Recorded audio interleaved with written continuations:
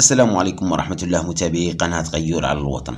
نقول دائما نحن نتعلم من جلالة الملك محمد السادس نصره الله في الحكمة، وهنا حكمة ليست بالكلام، ليست بأشياء أخرى، ولكن حكمة ترد على كل من يقول أي شيء فيما كان موجودا في هذا المقطع.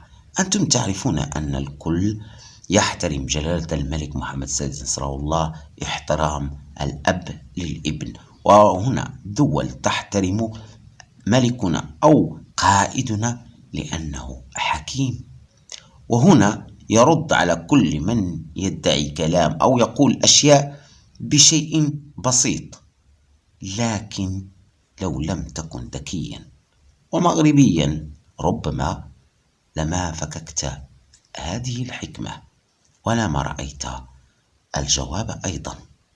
وهنا أقول لك إن عرفت الجواب أم لم تعرفه فموعدنا في بث مباشر، ونحط أو نضع كما نقول نقطة على حرف.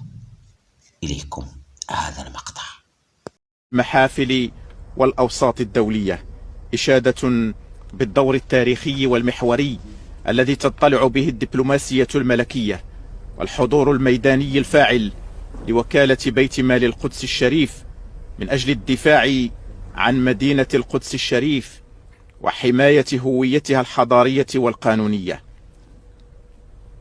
فاستنادا إلى رؤية متبصرة واستراتيجية.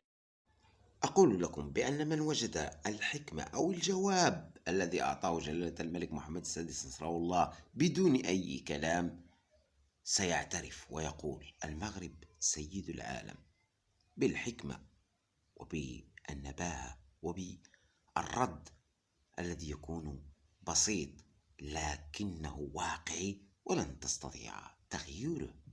هذه هي الحكمة. دائما الله، الوطن، الملك. أستودعكم وأستودع نفسي في أمان الله، والسلام عليكم ورحمة الله.